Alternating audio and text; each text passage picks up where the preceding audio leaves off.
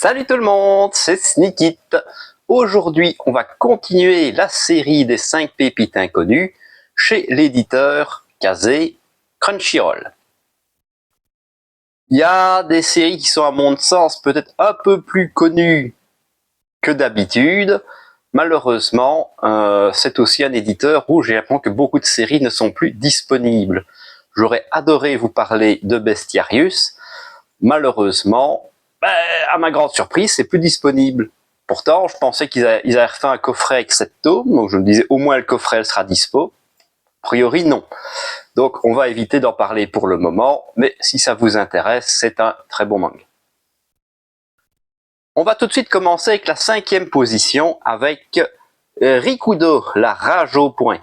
Donc c'est une série terminée en 28 tomes, tous disponibles, et qui va parler de boxe. Le dessin est plutôt chouette. Et ce que j'aime dans ce manga, c'est la vibe un peu sombre. Pour vous donner un petit exemple, ici à l'origine, quand on rencontre le héros pour la première fois, et oui, hop, ici, voilà, il est en train de boxer, mais son sac de frappe, c'est le cadavre de son père qui s'est pendu. Voilà, ça met directement les bails. C'est un manga que j'ai beaucoup apprécié. Je le trouve assez profond. En termes de boxe, c'est pas du niveau d'un hippo. Mais comme je l'ai dit, l'avantage ici, c'est fini en 28 tomes. Hippo, il y en a plus de 100. À vous de voir. Mais si vous êtes fan de sport et plutôt de sport de combat, celui-ci devrait beaucoup vous plaire. En 4e position, un manga qui a eu sa période de gloire dans le Jump et qui maintenant a, pour ainsi dire, cessé d'exister, c'est Toriko, manga de baston et de bouffe. Donc si vous êtes un adepte de la chaîne, vous saurez que c'est un style qui me plaît beaucoup. Fini en 37 tomes, ceux-là sont toujours aussi disponibles, ce qui est plus étonnant. Ce qui est bien ici, c'est que le thème de la bouffe est complètement fantastique. C'est-à-dire qu'ils vont se battre et bouffer des créatures. Là, c'est un Galalagator, un crocodile à 6 pattes qui a la puissance d'un char d'assaut. L'univers est plutôt bien rendu. Et vraiment, tout tourne autour de la bouffe. C'est-à-dire que le héros, celui-là, est un bastonneur. Il va s'associer avec un chef cuisinier. Si on le voit assez vite, voilà, ici c'est le petit personnage ici tout frêle. Leur but c'est de trouver des aliments pour faire le menu idéal, les gourmets hunters. Ça vous rappellera peut-être Hunter x Hunter, ça vient de là, c'est complètement inspiré. Essaye de trouver les denrées, pas spécialement les plus rares, mais les meilleures pour faire le menu parfait. Ça part dans un délire complet, et ça lie vraiment bien le côté baston, puisque aussi manger va le renforcer. Même à moitié crevé, s'il bouffe quelque chose de super bon qu'il n'a jamais mangé, il va être requinqué, il va repartir directement au taquet. L'humour est aussi bien présent, donc ça marche plutôt bien. Franchement, bonne série, je vous le conseille. L'animé, parce que 37 tomes, ça représente aussi un investissement, il y a un animé, n'hésitez pas à jeter un œil dessus, j'en avais gardé un bon souvenir. Hop là. En 3e position, encore un manga classique, toujours édité. On est en 29 tomes actuellement. C'est Blue Exorcist. Pour moi, c'est vraiment un très bon shonen, mais dont on parle très très peu. Hop. Le dessin est plutôt sympathique. Ici, évidemment, je vous rappelle qu'on est sur des tomes 1. Et donc, c'est un manga, on va dire, assez classique, lutte des exorcistes, donc de l'église contre les démons. Et le héros principal est le fils de Satan. Voilà, c'est pour ça qu'il a des flammes bleues et tout ça, et qu'il est assez rejeté. Donc il y a toujours ce paradoxe, ça marche bien dans les mangas, le côté vilain petit canard. C'était la base de Naruto, c'est la base du manga qu'on va voir après. C'est franchement un très bon manga sur le thème de l'exorcisme. Il y en a eu tout un tas à une époque, c'était la grande mode. Le rythme de publication est assez lent parce que l'autrice est malheureusement malade, elle ne sait plus enchaîner les tomes comme avant. Mais ça vaut franchement la peine de découvrir aussi. Hop là. Voilà, peut-être le plus connu de la bande pour la deuxième position. Toujours aussi en cours, à mon avis on approche de la fin, je ne dise pas de bêtises, là il y a 35 volumes, je pense pas qu'on dépassera les 40, c'est Black Clover. Alors tout le monde n'aime pas, en général ceux qui en ont parlé en vidéo c'était pas foncièrement pour l'encenser. Moi j'ai adoré. Alors, on va tout de suite être d'accord, ça ne casse pas trois pattes à un canard, c'est complètement du déjà vu, c'est pareil, le mec il est à part, il est rejeté, c'est un gros nul, et pourtant c'est lui qui va sauver le monde. C'est du déjà vu, mais du bon déjà vu. Quand c'est bien fait, pourquoi est-ce qu'on va se plaindre? Et c'est tout l'intérêt de ce manga. Pour ceux qui ne connaissent pas, on est dans un monde médiéval fantastique, où tout le monde maîtrise plus ou moins la magie. En général, les clodos ont une magie basique, ils savent allumer une bougie en faisant du feu, ou faire apparaître de l'eau dans une bassine pour laver le linge. Et les nobles, évidemment, ont une magie complètement pétée, beaucoup de mana, tout ça. Parmi cette caste, il y a les chevaliers mages. Donc ça, c'est des guerriers issus de tous les horizons, mais qui se battent pour protéger le peuple. Parce que on est dans un royaume, il y a plusieurs royaumes évidemment. Ça, c'est le royaume de Clover. Ça veut dire trèfle en anglais, d'où le titre Black Clover, pour ceux qui n'auraient pas calculé.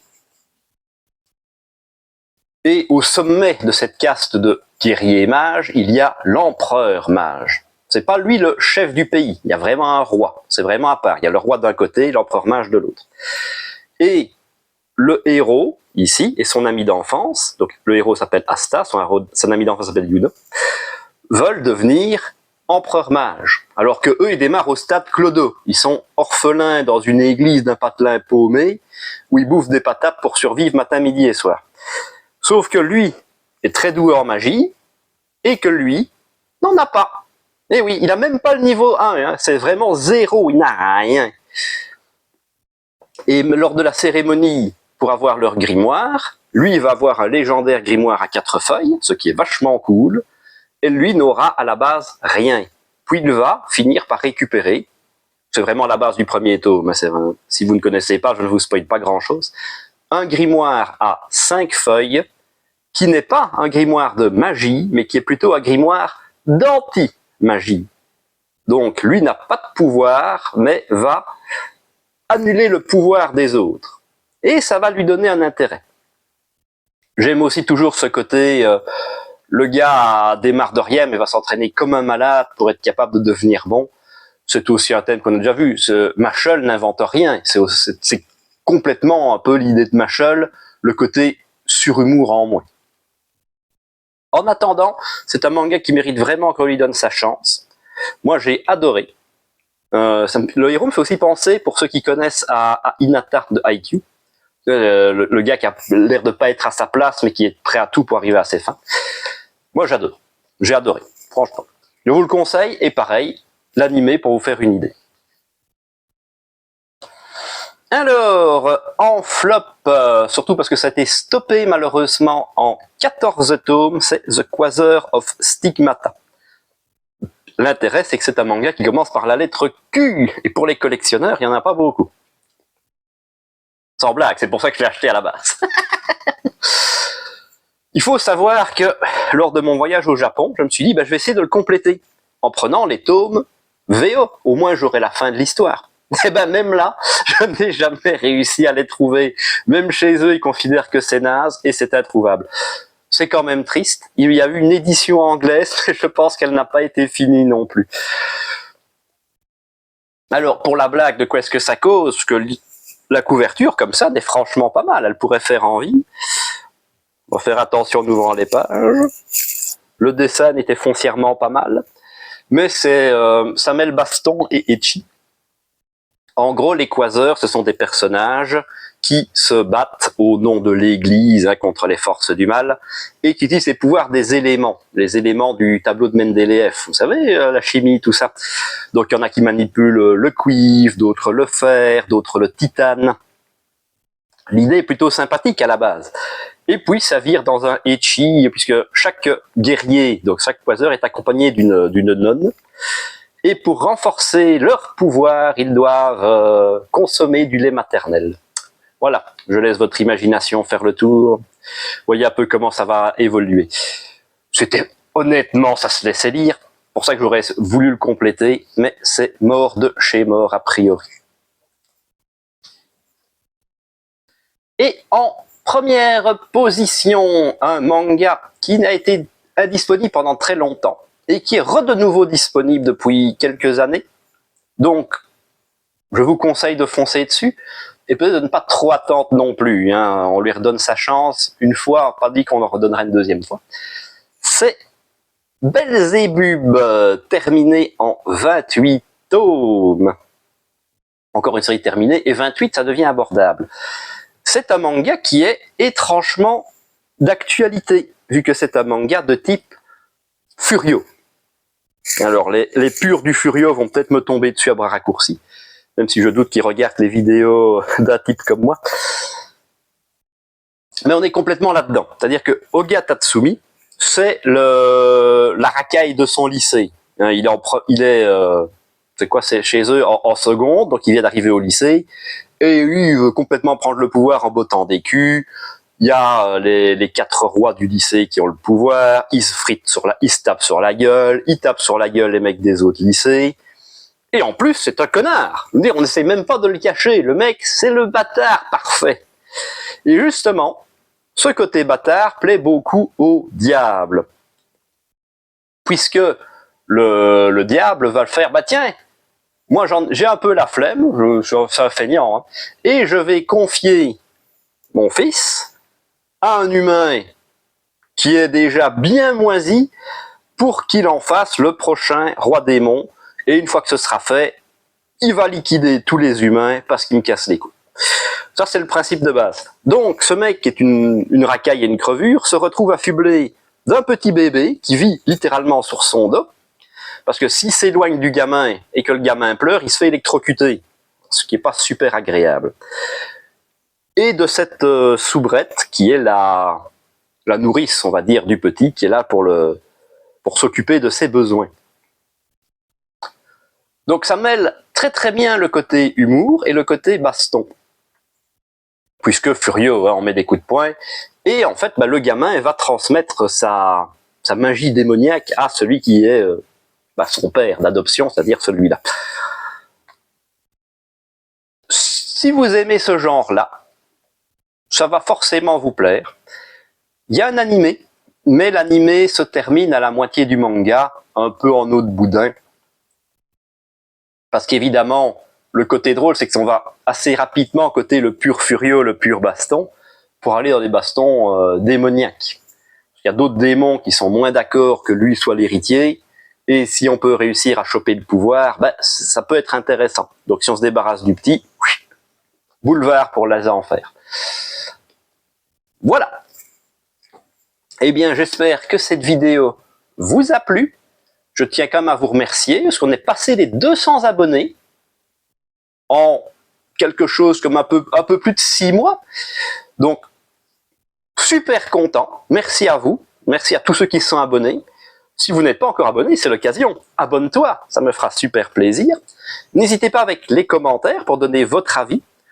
Ici, je sais qu'il y a pas mal de mangas intéressants sur lesquels je suis passé. Il faut faire des choix, malheureusement. Donc n'hésitez pas à me donner votre avis et à me faire aussi découvrir des mangas sur lesquels je suis peut-être passé à côté aussi. C'est pas la première fois que vous me ferez découvrir des mangas intéressants. Et en attendant une prochaine vidéo, je vous dis à la prochaine!